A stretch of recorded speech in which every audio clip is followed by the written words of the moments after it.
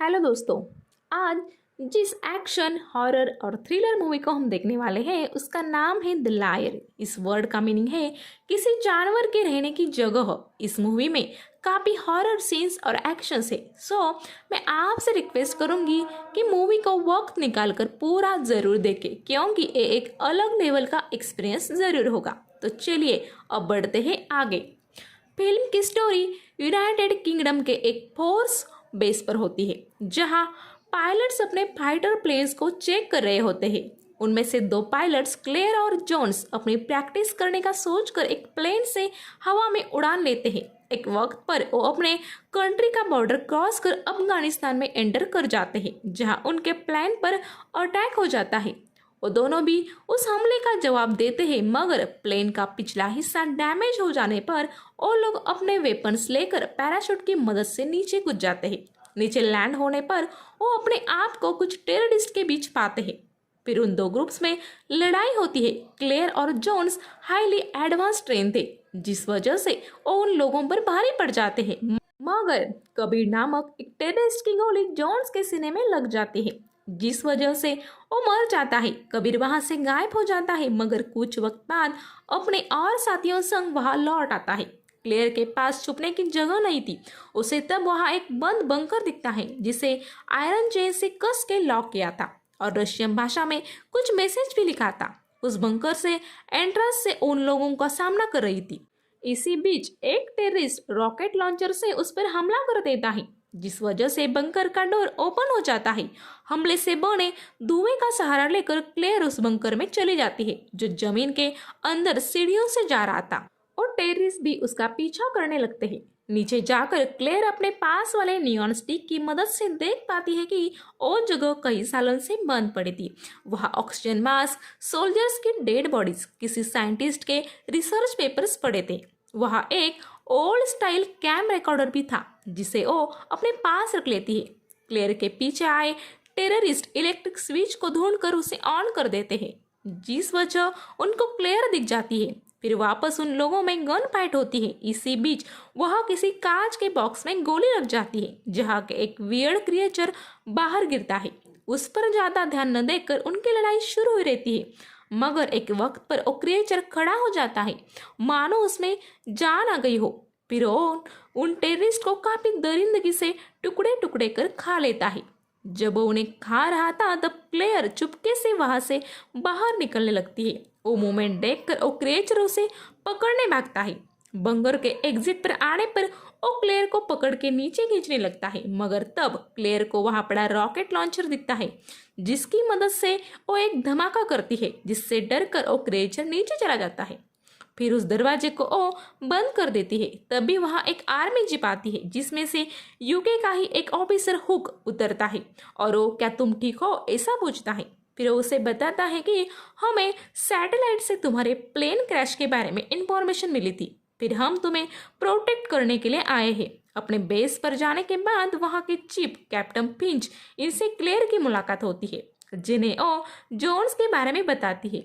फिर उसके साथ क्या हादसा हुआ ये भी बताती है। वो उन्हें उस बंकर की जांच करने में बोलती है और साथ ही वहां से मिला ओल्ड कैम रिकॉर्डर भी देती है। मगर फिंच उसे बताता है कि मेरा काम है सुपीरियर के ऑर्डर्स को फॉलो करना, ना कि कोई इन्वेस्टिगेशन करना। तुम मेडिकल एड ले लो, तुम्हें नेक्स्ट वीक यहाँ से भेजा जाएगा। फिर क्लेयर को मेडिकल हेल्प के लिए लेकर जाते हैं, जहां वो उसके पैर में लगे घाव किसी वियर्ड क्रिएचर की वजह से हुए हैं ऐसा बताती है।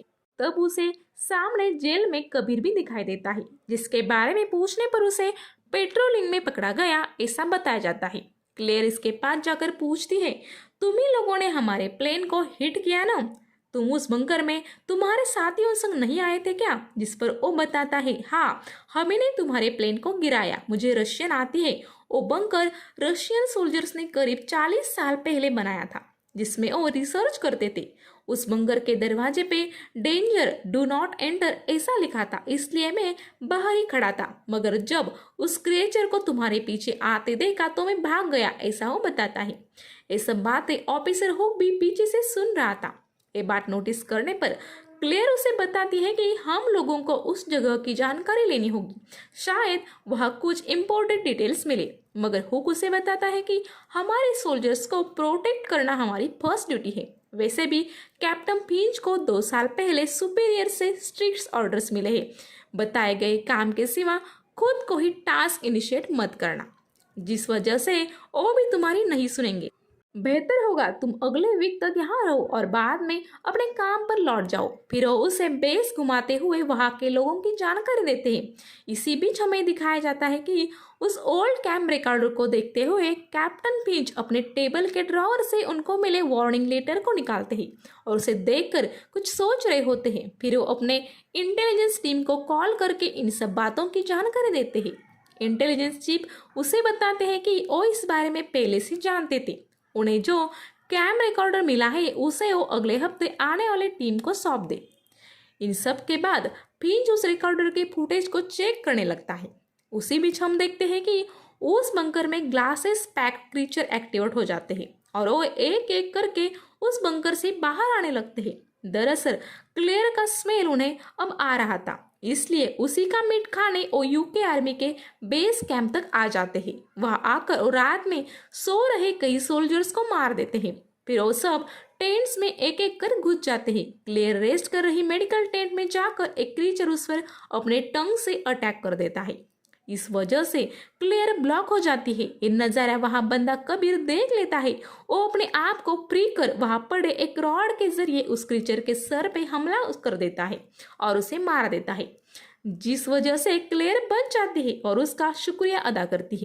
एक क्रीचर फिंच के टेंट में घुस जाता है जो उसे बुरी तरीके से जख्मी कर देता है, मगर वहाँ हुक अपने एक साथी समझाकर उस क्रीचर को खत्म कर देता है, जिस वजह से फिंच बच जाता है। फिर कैंप के बचे सभी सोल्जर्स एक बंकर में छुप जाते हैं।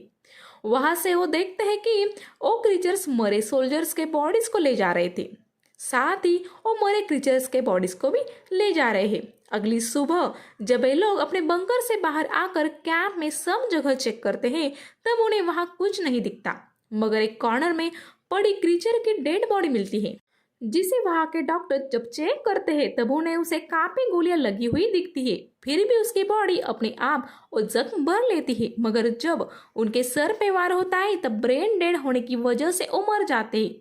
ये वो अनुमान लगाते हैं, मगर इस क्रिएचर का ब्रेन टूटा नहीं दिख रहा था। फिर भी वो मारा कैसे, ये वो सोच रहे थे कि तभी वो जाग जाता है और फिर से क्लेयर को पकड़ लेता है, मगर तभी फिंच एक बड़े डायनामाइट को ओपन कर उसके पास चला जाता है, जिस वजह से एक बड़ा धमाका होकर वो दोनों खत्म हो जाते हैं। अपने चिप को खोने पर वो सब दुखी होते हैं। फिर हुक को नया चिप बनाया जाता है। फिर वो सब कबीर से पूछते हैं, तुम यहाँ के लोकल आदमी हो, तुम्हें इन सब के बारे में पता है? जिस पर वो बताता है कि ये बात मुझे मेरे पापा ने बताई थी, तब मेरा जन्म भी नहीं हुआ था। 1979 में रशियन फोर्सेस हमारे यहाँ ऑयल एक्सप्लोर करने आते थे। वो हमारे लोगों को काफ़ी जुल्म ढाकर मार देते थे, मगर कुछ रोज़ बाद हमें पड़ोसी मुल्कों से मदद मिली और हम उनके हमले का जवाब देने लगे। इसी बीच एक रात स्पेस से कोई जीव आकर यहाँ गिरा। वो दिखने में काफ़ी वियर्ड था। रशियन साइंटिस्ट ने उसके डीएनए को हमारे किडनैप लोगों के डीएनए संग मिला दिया, जिसके जरिए वो हम पर अटैक करना चाहते थे, मगर वो नए इन्वेंटेड क्रिएचर उन लोगों को ही खत्म करने लगे, जिसके बाद उन्हें शीशों के कबर्ड में बंद कर उनके माइंड को फ्रीज कर दिया गया।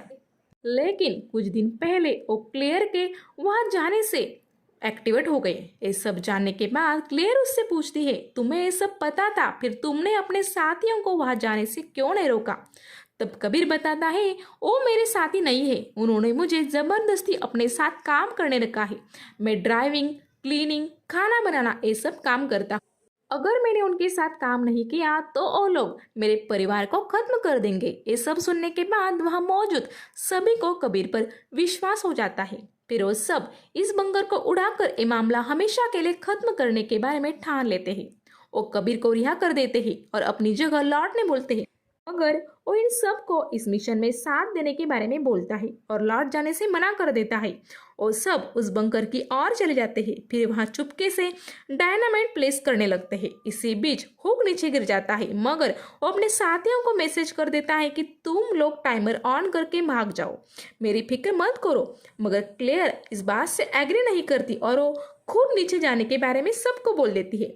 उसका साथ देने बाकी सभी लोग भी जाने को रेडी होते हैं। फिर उनके गाड़ी में डॉक्टर नैथन रुक जाते हैं, जो उन्हें रोप के नीचे भी भेजेंगे और ऊपर भी लाएंगे। साथ में वो यहाँ नजर भी रखेंगे। नीचे जाने पर क्लेयर को एक स्विच दिखता है, जिसे ऑन करने पर उसे पानी में रखा एक बड़ा एलियन टाइप जीव दिखता है।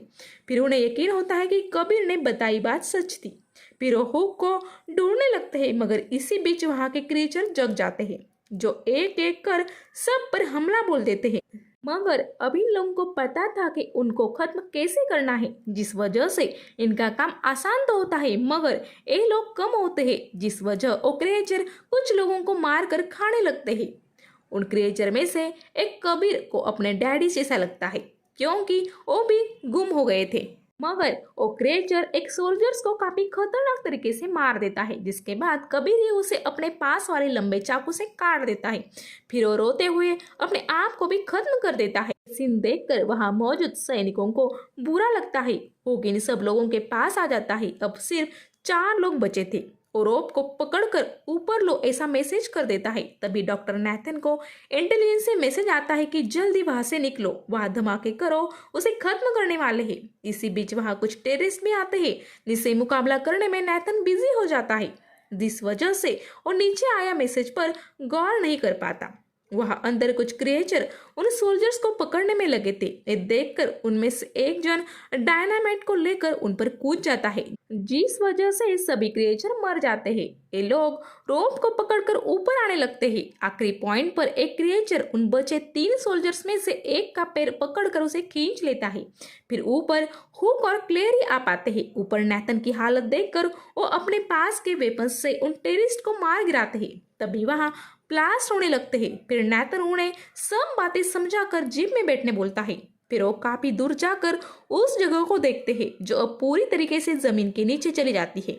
इसी बीच उनके एयरफोर्स का प्लेन उन्हें बचाने वहां आता है और इसी सीन के साथ ये मूवी खत्म हो जाती है।